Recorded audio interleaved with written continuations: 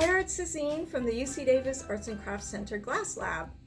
Today I'd like to do a refresher for those of you who have already had an orientation and safety review on how to cut glass and prepare it for firing here at the glass studio. So first thing is to have a manager grab a green sheet for you and fill it out for the things that you'll need. I've selected 5 items this time. The first thing is a grinder, and it's set up over there already. You'll need a cutting kit, a ruler with a cork back. I like an L square, especially this shape and size, and a little bit of glue, plus your own glass. First, decide on what shape you would like to make. I've chosen an 8-inch square piece. I've measured it and I'm going to set it aside until my piece has already been made. Make sure that when you measure something, you measure it from corner to corner, but not oversize it ever. Maybe a little undersized would be fine. You just don't want your final piece to drape any way outside of the size of the mold. Decide on what color and design you'd like to make and choose your glass accordingly.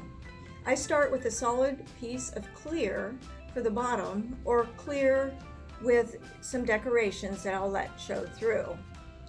And then onto which I can then assemble various pieces in the color and design of my choice. Cutting glass is a snap, literally. It's super easy, and it can be a little bit tricky when the glass is an opaque glass, like white, for example. But most of the transparents and the clear glasses just cut like a breeze.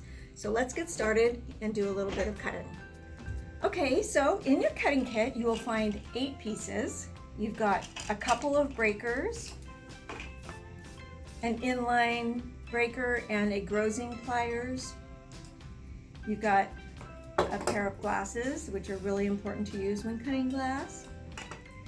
2 styles of cutters, a pencil grip and a pistol grip, as well as a pen and some oil that you can use to help smooth the cutting of the glass. Just open the lid from the right side and dunk your diamond cutting bit in it. So the pistol grip and the pencil grip are 2 different styles of use equipment to score the glass with. Now, when I use the pistol grip, I like to stand up, put my weight into it a little bit, using a ruler and some pre-marked glass, and then just push.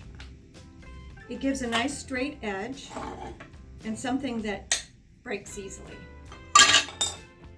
If you use the pencil grip, you can also go ahead and stand up and use it in that similar way. A lot of people do. I tend to be one of the kinds of people that likes to watch which way I'm going, especially if I'm doing a curve, and pull it towards me. It should break as easily. Okay, well, now I'm showing off. So basically, you're supposed to use the inline inline breaker, whatever you want to call it. So these pliers are really handy. They have an arrow or a line at the top onto which you're meant to place over a score. Now, glass is an amorphous solid rather than a crystalline solid, and that's the reason we can break it and melt it in temperatures that are, and pressures that are normal. It behaves very differently at a molecular level if it's a crystalline solid. And if you want to know more about this, the Bullseye Glass Company has a really nice publication called the Tech Notes 4, and they'll go over that plus a whole bunch more. Okay, so let's go ahead and get started cutting glass for our piece. How about that? Okay, so we're going to cut some glass to place over this solid piece of clear, transparent, with a little bit of stringer and confetti that have already been added by the factory, so you can buy it like this. And that's the 8" by 8" piece that I'm going to start with. I've got a 6" piece that I'm going to lay over that of clear so that I see all the decorations in the glass below. And then I'm going to measure and mark pieces that I might put along the edges. Like I could even overlay it with more of this to make it more fancy, more intricate there. I don't have all that much of this glass, but what I do have is some pink. And I think that this pink is going to be difficult to cut, possibly. And so I'd like to just play around with that to give you some extra tips on what to do when you get to glass that doesn't really cut very easily. Like I mentioned before, opaque glasses just don't like to cut often. So the first thing is to measure and mark the amount of glass that you need.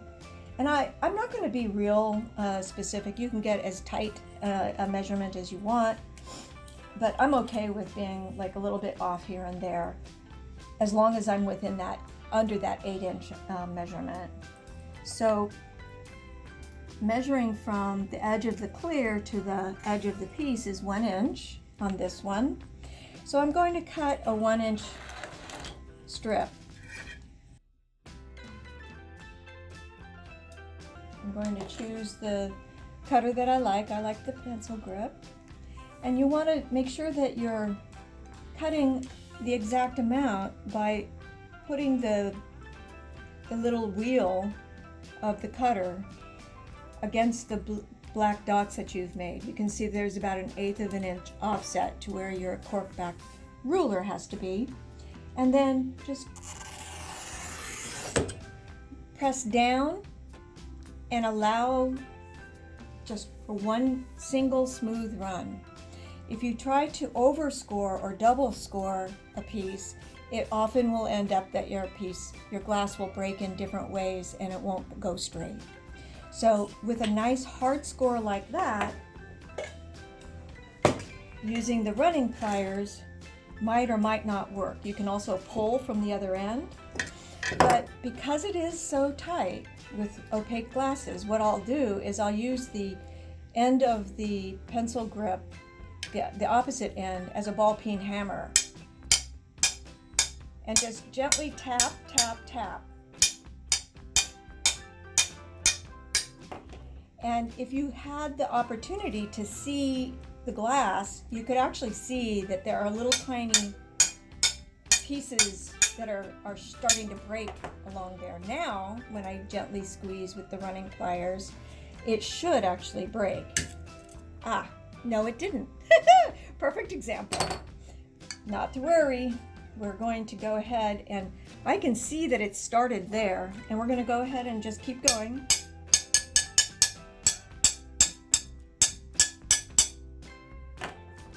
And hope that this time it'll go pretty far. And indeed it did. So that's good enough. Let's even that one out. Using the L square, you can take and get a parallel, perpendicular cut. So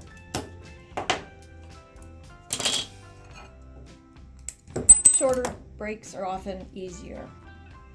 So this will actually fit in pretty well, but it's not perfect. What I'll do is continue cutting and see how we do. So I've decided that it really is nice as an option to cut this one in half and see how much easier it is to cut the clear glass. Yay! So when you're cutting glass, strips especially, but edges of all sorts of shapes might wind up with a crack, an edge that doesn't really cleanly break. You can still use that glass by coming to the glass grinder and refining the edge. I like to move slowly over the part that I'm trying to refine and just slow down at the higher peaks rather than stopping in any one place. If you do that, it's more likely that you'll create divots and it'll be harder to smooth out and straighten. So I'm going to do this. I'm going to try to straighten out this guy, who's this little pink guy. The edge is a little bit not great, and that'll just give you an idea about the grinder. Grinders have to have water all times while working. The sponge is here in order to get the water up to the grinding bit, which has a bunch of industrial diamonds on it. If you ever notice that there's a white scuzzy ground glass line forming, stop immediately and rinse out your sponge or readjust it. Basically, if you don't have any water there cooling the bit, those diamonds will come off and basically ruin your piece, your bit. You won't be able to grind with it anymore. So we keep our water in here. We use a glass shield on top and a water containment system around it so we don't just get tons of mess everywhere. Turn it on here with the switch. Wear your glasses.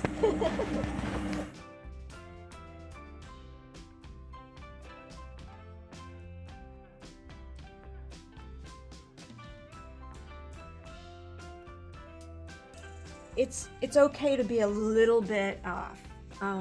If your cutting is pretty close, you may not need to grind at all. If you want to grind a little bit, that's fine. If you need to grind a whole lot, it's a lot of work, but you can. You can actually fix something such as that.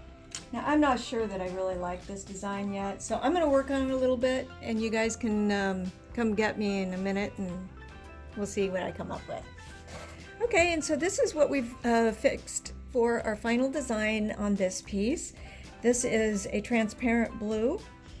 These are some of the confetti and stringer that I can use for the edges to just sort of jazz it up.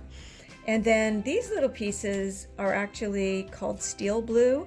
It's an opaque glass that turns a silver color in the firing process. It's a special kind of glass, and different ones will give you different results, and I really like the steel blue. So the next step is to clean the glass, and it's really important to get all the fingerprints and any oils or marks off, marks from the marking pen and stuff like that. You can either go to the sink and with dishwash and soap, as well as water, you can wash each piece. You can also, if it's fairly clean already, just wipe off with the rubbing alcohol and a paper towel, and that's what I'm going to do. Most of my pieces have already been washed, and it's just the marking pen and a few pieces, fingerprints and such that I want to have come off. It's a little bit of a tedious part, but it's really important. And be sure that after you're finished, that everything is dry. If water gets trapped between layers of glass during the firing process, that water will expand and create basic air pockets, so it will balloon up over your, that'll put a balloon of air inside your piece, and it won't be at all what you were looking for.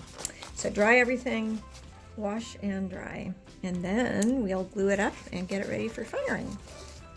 Now I've cleaned the glass pieces. They're all in disarray. I'm going to glue them with one drop, a little tiny drop of glue at the corner edges. Oops. Well, that overdid it. Let's start over. Basically, a small dab of glue is all you really need, but it's essential because when someone comes to pick up your piece to stick it in the kiln to be fired, it may very easily fall apart because the glass likes to slide against each other. And you don't want too much because it may wind up not burning out all the way. You also don't want any on top of the glass. It'll cause that smudge again, or on the sides. So add a little drop of glue and place your glass pieces together.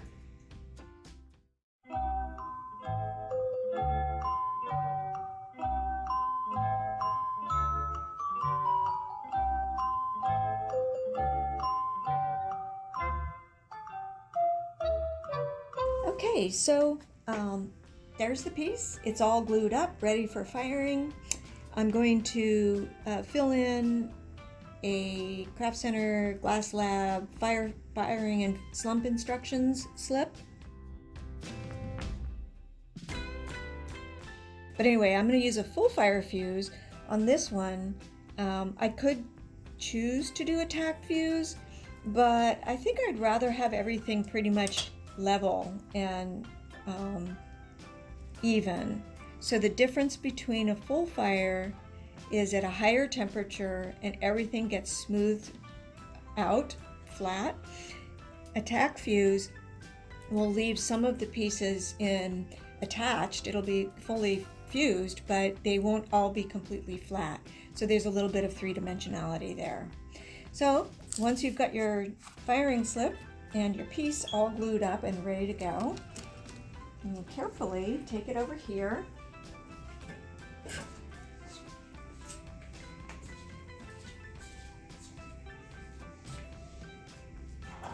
To the pieces to be fired cabinet.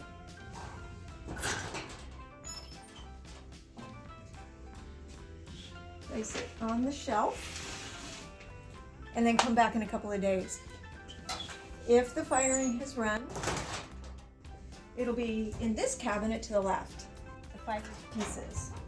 And you can look in here to see if it's done. And that's about it. I'll talk to you afterwards about the slumping, and we'll come back and see how the piece comes out. I'm gonna stick it in the firing today. So here we are again, and I'm hoping that my piece is done. So I'm gonna check the fired pieces cabinet.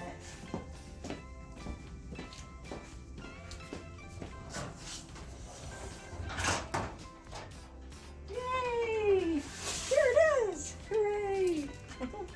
So I like it. The blue should turn silver gray once the steel blue here that I talked about last time. It'll turn gray during the slump run. But if you don't want it to turn gray, you can coat it with a clear glass overspray. We have some underneath in the cabinet over there, or a super spray is another product.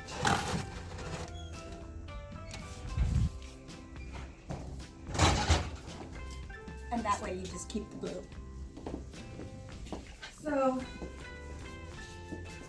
when your piece comes out, there may be little sharp points. So run your hand around the edge and find those sharp points, if there are any. And any other thing that you may want to refine, you can do this now. I've set up a little grinder here. There's water in it, and I've got a nice sponge. It's all plugged in and it's shielded. So I'm just going to take off a couple of points on the back, then wash it. After it comes out, there'll be some powder that comes off of the kiln shelf, and that just washes off. So clean that up, soap and water. Also make sure all fingerprints are gone, dry it thoroughly, and then we'll go to the next step with the mold.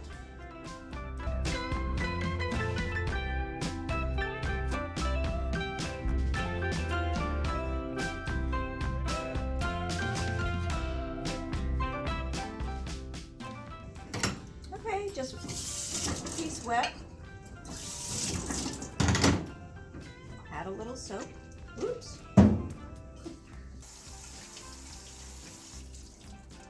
Okay, rinse thoroughly, and now we really have to dry it really well.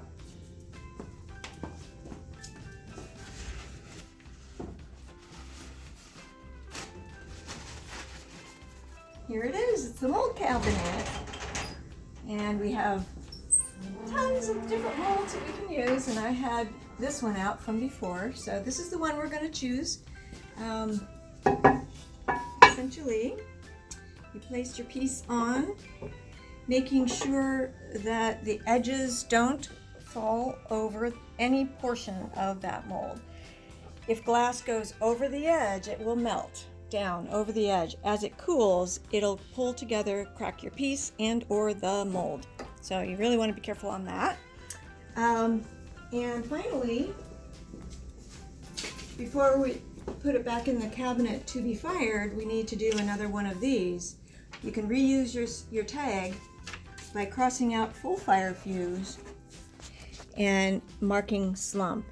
And right here is a really nice place to do a sort of sketch of what your piece looks like, because honestly, half the time you can't tell which one it is. It changes sometimes really a lot. And plus, for me and or the other instructors that are going to be firing your pieces, it's really helpful to be able to match this up at the end of the run too with the correct piece. So having a little diagram is really nice. I know I didn't say that yesterday, but it's really important both at the beginning and during the slump.